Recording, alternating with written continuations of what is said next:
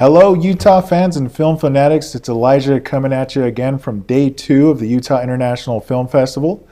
With me right now, we have Lance Revoir and you actually did Run Nino Run. Mm-hmm. Yes. Awesome. So really excited to hear more about this. Please tell us about the story here.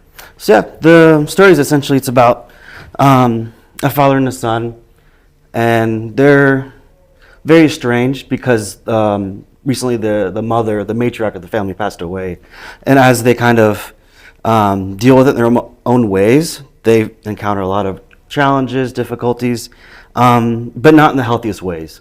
Because difficult things sometimes it's hard to process, and if you don't do it in a healthy way, God, things go awry, and things go awry. As in movies, things go awry all the time in movies. And the son takes the ashes of the deceased mother and runs away with it, and the father has to find him before he's lost forever. Oh wow! Yeah, that's really cool content. That's like I think more interesting land-based Finding Nemo, sort of Run Nemo. Yeah, well, it's funny. We never talked about Finding Nemo, but I'm like, wait a minute, you're right. There's actually some similarities to Finding Nemo. That's really funny. That, but it sounds a lot cooler, Yeah, Finding Nemo's pretty good though too. I don't know if I compare myself to that. Finding Nemo is fantastic. Yeah, I attribute it a lot to this awesome shirt, by the way. That's right, because the sea. Love it. Thanks. Yeah. So we've also been asking folks in terms of pre-production, how some of that process went. And I understand you actually have some great stories for casting, so I'd love to hear about that. Yeah, so it's just a short film, and I just felt like it was really important to get the two lead characters, Emilio and Jack, that's the father and the son, just to get them right. Because I'm like, if you put all this effort into pre-production, production, and you don't cast it right, it's like, what were you even doing it for? Right. Like, yep. Your DP, all their work is not going to count as much. Mm-hmm. And the rest of the crew, if you don't cast it right, have the right subjects in front of them, because they're working so hard for you, right? Mm-hmm. And you got to do your job to get the right people in front of them, right?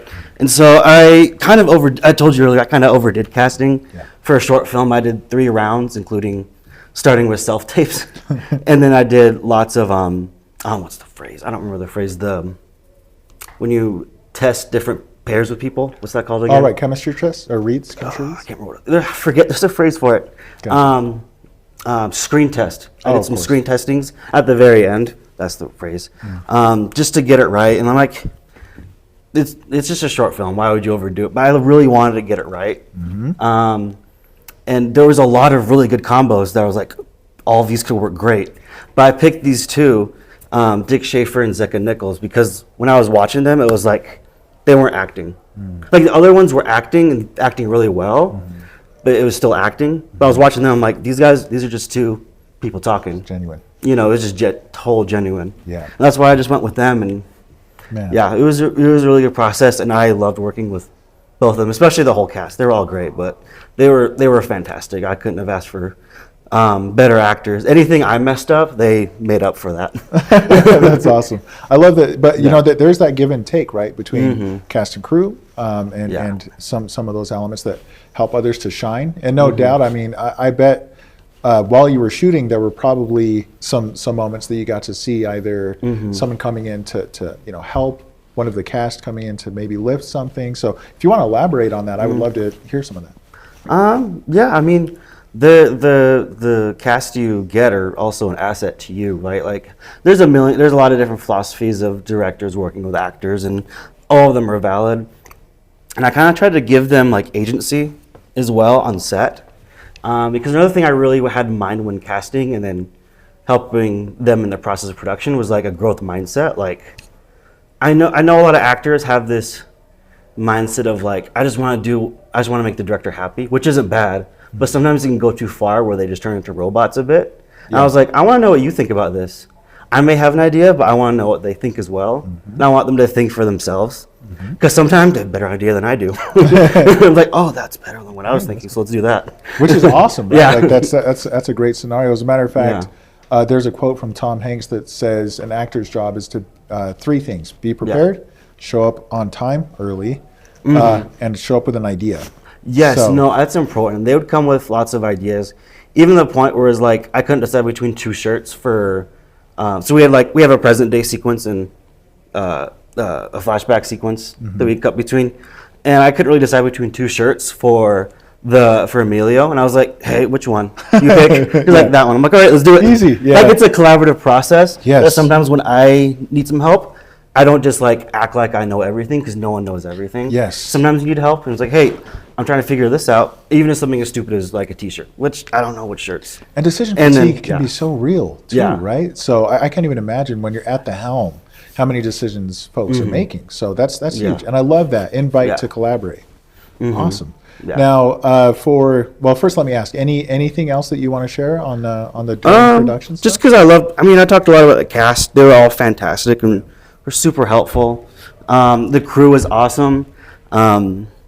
It all started with the writer Riley. He's a fantastic writer, and having him since the beginning was fantastic. He did such a good job working with him. He did such a great job working with me in the process through everything, and then bringing in more cast as we did pre-production, production, or more crew, and everyone just did a great job. That's awesome. Everyone was great. Yeah, and I love that that's kind of a theme, just in terms of the different collaborative teams and our community as a whole, which is awesome. Now, in terms of post-production, how involved were you on that, and did you encounter your own version of hell, as seems to be? Oh, yeah. Well, I feel like every project, the beginning, you do the first rough kind of like, oh my gosh, I really, wait, can we curse on this? I was like, I fucked up so bad. I was like, oh no. And I was like, but then you do that, and I realized, wait a minute, this is how everyone thinks at the beginning. Because it's a rough cut. It's supposed to be rough. It's literally in the name. Exactly. And having a great editor will help you get through that too. I felt like my editor, Nathan Tanner, he's fantastic. But a lot of times I'd be like, oh no, this isn't working out right. I would get like emotional a little bit. It's like, oh, we have a plan. We can figure this out. I'm like, you're right, dude. Sorry. I was being emotional, but I'm okay now. I love it. Just because I don't know, I cared too much. I don't know. Yeah, well, I would say it's not a bad thing to care it that much, right? Like to be bought in and want this story to be successful and be the best version it can be. That's awesome. And emotions, especially in this creative sphere, as long as things stay on track, I say good. Yeah. And especially it sounds like he had your back. Oh yeah, he had my back. He was so good.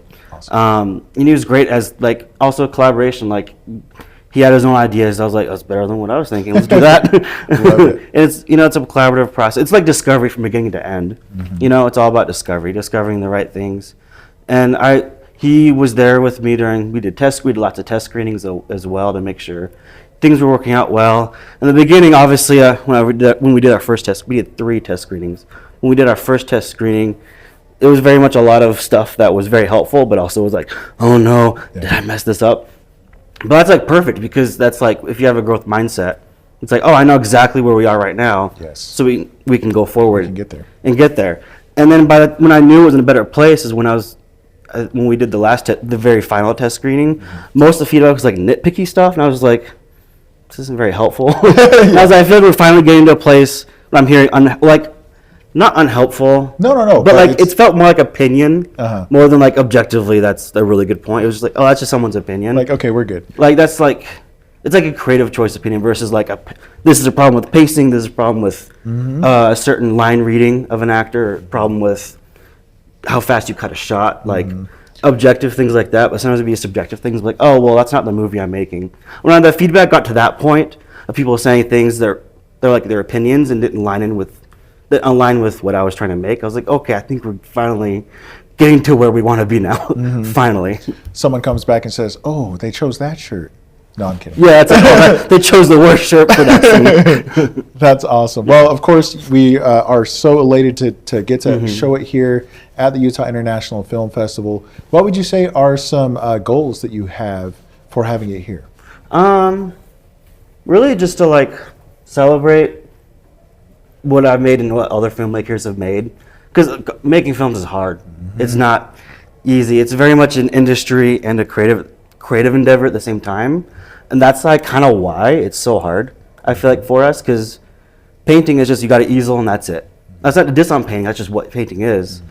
And filmmaking has so many different things than just the creative side. It's also a business side, it's an industry side, things like that, and I feel like most of us lean toward the creative side and the other side's a little hard sometimes. So it's important to back each other up and celebrate each other, what they're doing. That is so awesome. That's a phenomenal answer. I love that. Yes, absolutely.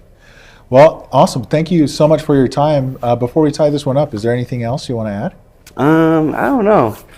Just that the cast and crew were fantastic and had a good time making this project. And it's kind of hard doing the festival thing after because you're like not thinking about your film anymore. You're already sent the final cut. You're like, I'm worried about the next thing.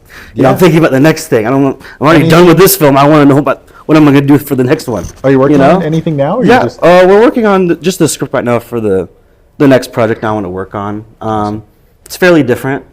It's a Halloween-themed romantic comedy. That sounds awesome. Yeah, and Running Year One was a bit more of like a rustic, vintagey kind of feel, and this is going to be more modern feel to it. It's something different.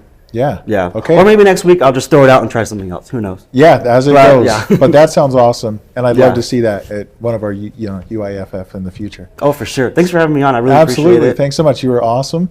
And everyone at home, thank you as usual for coming in and checking out this interview.